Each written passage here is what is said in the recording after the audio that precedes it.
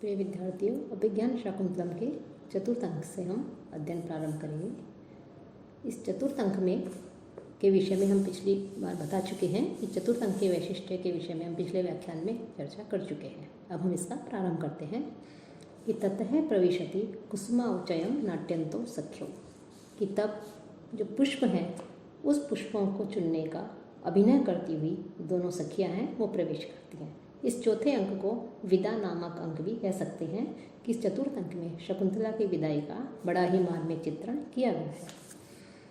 तब रंगमंच के ऊपर पुष्पों का चुनने का अभिनय करती हुई दोनों सखियां अनसुईया और प्रियंवदा प्रवेश करती हैं। अनसुईया कहती है, हला प्रियंवदे यद्यपि गांधर्वेण विधिना निवृत्त कल्याणा शकुंतला अनुरूप भर्तृगामिनी संवृता इति निवृत्तम मे हृदय तथापि एताव अचिंतनीयम।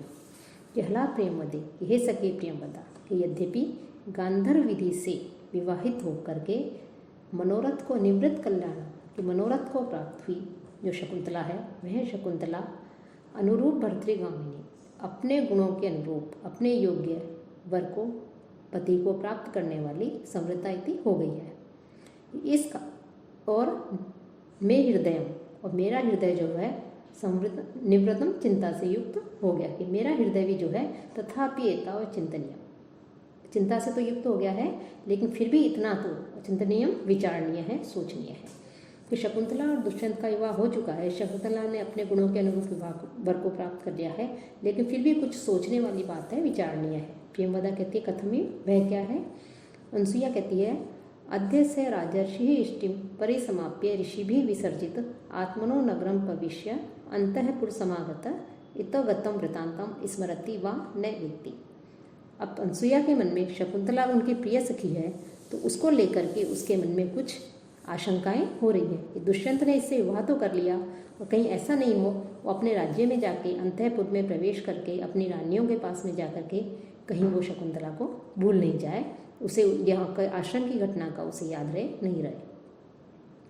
कि आद्य आज स राजर्षि, वह राजर्षि राजा जो दुष्यंत है वो इष्टिम समाप्य जो यज्ञ हैं उन यज्ञों में जो विघ्न डाल रहे थे राक्षस उनका विनाश करके यज्ञ आदि को संपन्न करके ऋषि भी विसर्जिता, और जब यज्ञों को समाप्त करके ऋषियों ने उन्हें आगे दे दी जाने की तो आत्मनो नगरम प्रविशान, अपने नगर में वो प्रवेश करेंगे, अपने नगर में प्रवेश करके अंतःपुर समागत है, और जब वो अंतःपुर में जाएंगे तो अंतःपुर में जा कर के इतो गतम वृतांतम स्मृति पान्य वेत्ति, यहाँ जो घटना हुई है उसको याद रखेंगे या नहीं। कि अनसुईया के मन में जो है आशंका हो रही है जो है, और वो आशंकित है कि कहीं दुष्यंत को ये इनके गांधर्व विवाह के विषय में याद रहेगा या नहीं रहेगा, शकुंतला को याद रखेंगे या नहीं रखेंगे। तो प्रियंवदा को अनसुईया कहती है कि शकुंतला अपने गुणों के अनुरूप ही पति को प्राप्त हो गई है। निवृत्त कल्याण कि जिसने सौभाग्य को प्राप्त कर लिया है। निवृत्तम कल्याणम विवाह मंगल रूप मनोरथ सिद्धि ही यस्या सा निवृत्त कल्याण। तो ये अनसुईया कह रही है कि शकुंतला ने उसके साथ विवाह तो कर लिया लेकिन ऐसा नहीं है कि दुष्यंत जो है राजा जो दुष्यंत है वो अंतःपुर में जा कर के यह जो घटना हुई है इन सब के विषय में भूल जाए।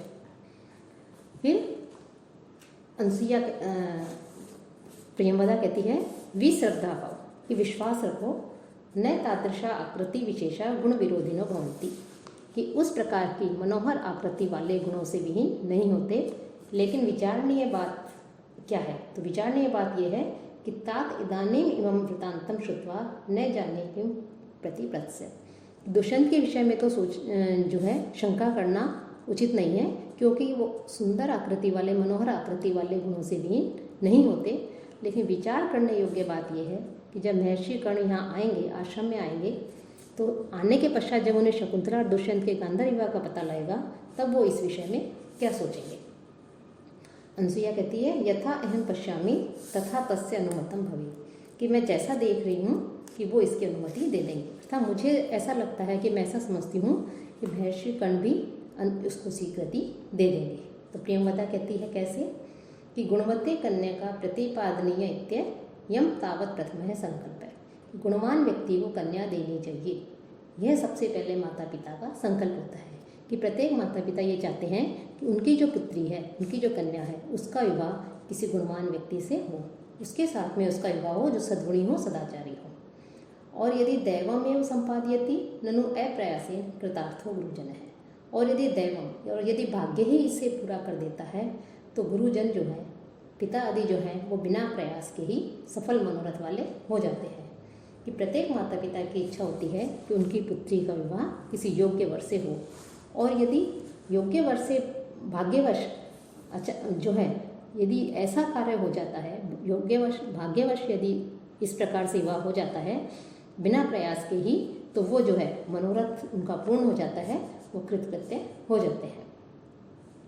कि इस प्रकार से अनसुईया कहती है कि महर्षि कर्ण जो है वो भी इसकी अनुमति दे देंगे। तभी नेपथ्य प्रियंवदा कहती है कि पुष्प भाजनम विलोक्य, कि जो पुष्प हैं उन पुष्पों को देखती हुई, पुष्प भाजनम विलोक्य, पुष्पों की जो टोकरी होती है उसको देखती हुई हे सखी कि अवचितानी बलिकर्म पर्याप्तानी कुसुमानी, कि बलिकर्म अर्थात पूजा के लिए जितने पुष्प होने चाहिए वो हमने चुन लिए हैं। अनसुईया कहती है ननु सख्या शकुंतलाया सौभाग्य देवता अर्चनीय, कि शकुंतला के जो सौभाग्य देवता हैं उनके जो पतिदेव हैं अर्थात जो भगवती पार्वती है, शिव पार्वती है, उनकी भी तो उसे अर्चना करनी है, पूजा करनी है। तो शकुंतला के लिए भी जो है हम पुष्प ले जाएं जिससे वो पूजा कर सके। प्रेमवदा कहती है युज्यते, ठीक है, ऐसा कह के पुष्प चुनना वापस प्रारंभ कर देती हैं। तभी पर्दे नेपथ्य पर्दे के पीछे से आ जाती है आ अतिथि परिभाविनी, कि हे अतिथि का जो है अपमान करने वाली, आ अतिथि परिभाविनी, कि हे अतिथि का अपमान करने वाली। विचितयन्ति यम अनन्य मानसा तपोधनम वेत्सी न माम उपस्थितम स्मरिष्यति त्वाम न स बोधितो अपि सन कथाम प्रमत्तः प्रथमम कृतामे। कि अब जो शकुंतला है वो शकुंतला दुष्यंत के विचारों में उसी के विषय में जो है खोई हुई है, उसी का विचार कर रही है, एकाग्रचित होकर उसी का ध्यान कर रही है। तभी दुर्वासा ऋषि आते हैं और दुर्वासा ऋषि जो है आवाज़ देते हैं कि अयम अहम भो, अरे यह मैं हूँ। अर्थात अतिथि, वो अतिथि बनकर के आए हैं, तो शकुंतला का कर्तव्य था कि वो उठ करके उनका अतिथि सत्कार करे। लेकिन शकुंतला दुष्यंत के ध्यान में मग्न थी और उसने उसे ध्यान नहीं दिया।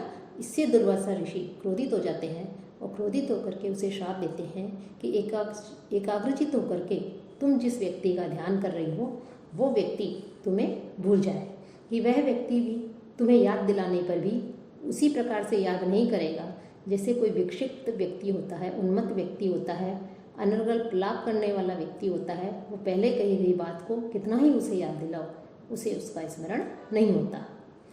तो कह रहे हैं कि अनन्य मानसा, अनन्य मानसा कि एकाग्रचित होकर, यम विचिंतयन्ति, कि तुम जिस व्यक्ति का स्मरण कर रही हो, ध्यान कर रही हो, चिंतन कर रही हो, ऐसी तुम उपस्थित हुए तपोधनम तपस्वी माम न वेत्सी, मुझको अर्थात दुर्वासा ऋषि को नहीं समझ रही हो कि मैं यहाँ पर उपस्थित हुआ हूँ और तुम्हारा ध्यान नहीं है कि मैं यहाँ पर अतिथि बन करके आया हूँ, अपितु तुम एकाग्रचित होकर के किसी अन्य व्यक्ति का ध्यान कर रही हो, स्मरण कर रही हो। तो सह वह व्यक्ति जिसका तुम ध्यान कर रही हो वह व्यक्ति प्रमत्त है, उन्मत्त द्वारा प्रथमम कृताम कथा, कि जैसे पहले कही गई कथा होती है उसी के एक समान बोधित अपि सन, याद दिलाए जाने पर भी त्वाम न स्मरिष्यति, तुम्हारा स्मरण नहीं करेगा। कि तुम उसे कितना ही याद दिलाओ लेकिन वो उसका याद नहीं करेगा कि मैं यहाँ अतिथि बन करके आया हूँ। तो एकाग्रचित होकर के तुम जिस व्यक्ति का ध्यान करती हुई मुझ उपस्थित हुए व्यक्ति को नहीं, तपस्वी को नहीं देख रही हो, तो वह व्यक्ति जिसका कि तुम ध्यान कर रही हो वह उन्मत्त, जिस प्रकार से उन्मत्त पहले गई बात को याद नहीं करता, उसे भूल जाता है, उसी चाहे उसे कितना ही याद दिलाए वैसे ही कितना ही याद दिलाओ तुम जिस व्यक्ति का स्मरण कर रही हो वो तुम्हें याद नहीं करेगा। कि महर्षि दुर्वासा उन्हें शकुंतला को जो है क्रोधित हो जाते हैं जब उनका सत्कार नहीं होता, वो आवाज़ लगाते हैं वहाँ आकर के, लेकिन शकुंतला दुष्यंत के विचारों में खोई हुई है, उसका ध्यान नहीं है और तो इससे दुर्वासा ऋषि अपना अपमान समझते हैं और क्रोधित होकर के उसे श्राप दे देते हैं कि एकाग्रचित होकर तुम जिस व्यक्ति का ध्यान कर रही हो और मैं तपस्वी यहाँ पर उपस्थित हुआ हूँ तो तुम मेरी तरफ ध्यान नहीं दे रही हो, इसलिए वह व्यक्ति तुम्हें उसी प्रकार याद दिलाए जाने पर भी याद नहीं करेगा।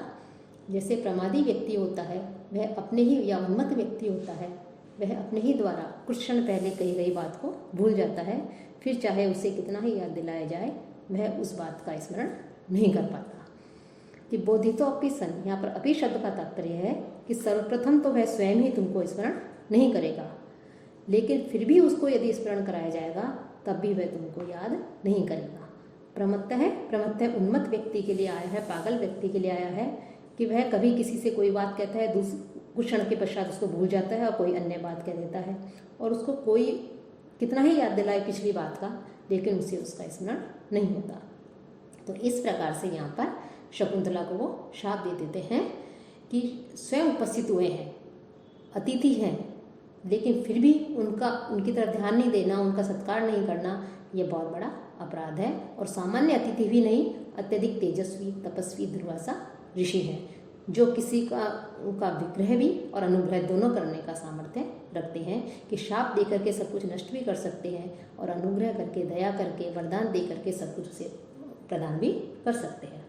तो यह श्लोक जो है चतुर्थ अंक का पहला श्लोक अत्यधिक महत्वपूर्ण भी है, और इसी के ऊपर जो है आगे के जो अंक है शाकुंतल के, वो सब इसके ऊपर निर्भर करते हैं कि इसी श्लोक के कारण आगे के अंक चलते हैं। और इस श्लोक में वंशस्थ नामक छंद है। तब प्रियंवदा जो है वो उनके दुर्वासा ऋषि के शाप को शकुंतला तो नहीं सुनती, लेकिन प्रियंवदा सुन लेती है। तो कहती है, हाँ दिक, धिक्कार है, अप्रियम में समृद्ध है, कि कुछ अनिष्ट हो गया, अप्रिय हो गया। कस्मिन अपि पूजार्हे अपराधा शून्य हृदय शकुंतला, कि कोई पूजा के योग्य कोई व्यक्ति है, उसके प्रति इस शून्य हृदय वाली शकुंतला, शून्य हृदय अर्थात ये तो इस समय दुष्यंत के विषय में सोच रही है, तो शून्य हृदय वाली है, ऐसी शकुंतला ने कोई पूजा के योग्य, सम्मान के योग्य व्यक्ति के प्रति अपराध कर दिया। फिर पूरा लोग के सामने की ओर देख कर ही कहती है, न खलु यस्मिन कसिम नपी, किसी साधारण व्यक्ति के प्रति नहीं, ऐशा दुर्वासा, ये दुर्वासा ऋषि है। और जो कैसे हैं, सुलभ कोपो महर्षि, कि ये आसानी से क्रोधित हो जाने वाले हैं, कि इन्हें आसानी से बहुत जल्दी क्रोध हो जाता है, आ जाता है, ऐसे महर्षि दुर्वासा है। और उसी प्रकार ये शपथवा, जितनी जल्दी इनको क्रोध आ जाता है उतनी तेज गति से ये शाप दे करके वेग बलो फुल्लया दुर्वारया गत्या प्रतिनिवृत्त है। प्रबल वेग की शक्ति के कारण तेज गति से, अत्यधिक कठिनाई से जिन्हें रोका जा सकता है, ऐसी तेज गति से जो है ये वापस लौट गए। कि ये शकुंतला को श्राप दे करके जितनी जल्दी इन्होंने क्रोधित होकर के श्राप दिया, उतनी ही गति से वापस लौट गए। अनसुईया कहती है, को अन्यभूत वहा तब्धुम प्रवृत्ति, कि अग्नि के अतिरिक्त और कौन जला सकता है, कि अग्नि का कार्य है जलाना। वैसे दुर्वासा ऋषि जो है वो भी अत्यधिक क्रोधी स्वभाव के हैं, और यदि उन्हें क्रोध आ जाए तो अपने क्रोध की अग्नि में वो सब कुछ नष्ट कर सकते हैं। तो कह रहे दुर्वासा ऋषि के अतिरिक्त और कौन शाप की अग्नि से जला सकता है। फिर अनसुईया प्रेमवदा कहती है कि जाओ पाद्यो प्रणम्य निर्वर्ते, उनके चरणों में प्रणाम करके उन्हें वापस लौटा लाओ। यावत अहम अर्घो उदकम उपकल्पयामि, तब तक मैं भी, क्योंकि वो हमारे अतिथि हैं, तो अतिथि सत्कार के निमित्त अर्घ और जल उनकी पूजा के लिए, सम्मान के लिए तैयार करती हूँ। प्रेमवदा कहती तथा ऐसा ही इति निष्क्रांता, ऐसा कहकर के चली जाती है। अनसुईया पदांतरे स्खलितम निरूप्य, कुछ कदम आगे चल करके लड़खड़ाने का अभिनय करती हुई कहती है, अहो आवेग स्खलितया गत्या प्रभ्रष्टम मम अग्रहस्ता पुष्पभाजनम, कि घबराहट के कारण, कि दुर्वासा ऋषि के विषय में सुनकर के मैं अत्यधिक घबरा गई, और घबराहट के कारण मेरे हाथ में जो पुष्पों का जो पात्र था, जो टोकरी थी, वो टोकरी जो है वो गिर गई, वो यहाँ पर जो है हाथ से गिर गई है। इस प्रकार से वो अभिनय करती है। यह कह करके पुष्पोच्चयम रूपयति, पुष्पों को चुनने का अभिनय करती है। कि यहाँ जो बताया है कि अनसुईया कह रही है कि मेरे हाथ से पुष्पों का पात्र, पुष्पों की टोकरी गिर गई है। तो हाथ से पुष्पों की टोकरी गिरना, इसके माध्यम से जो कवि हैं उन्होंने इसको अपशकुन सूचित किया है कि ये टोकरी का गिरना, पुष्पों की टोकरी का ये अपशकुन है।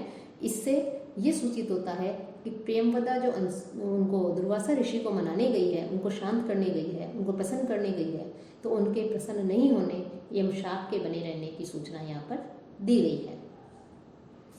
फिर प्रेमवदा प्रवेश करती है, कहती है, सखी प्रकृति वक्र है स कस्य अनुनयम प्रतिगृह्यते, कि वो स्वभाव से ही टेढ़े हैं, स्वभाव से ही क्रोधित स्वभाव वाले हैं, तो वो किसकी प्रार्थना वो स्वीकार करेंगे। किमपि पुनः सानु कृत, लेकिन फिर भी मैंने उन्हें कुछ दयालु बना लिया था, उन्हें कुछ जो है शकुंतला के प्रति कुछ विनम्र बना दिया। अनसुईया कहती है सस्मितम मुस्कुराहट के साथ में, तस्मिन वही मैंने एतदपि, कि यदि वो कुछ शांत हो गए तो ये भी बहुत बड़ी बात है।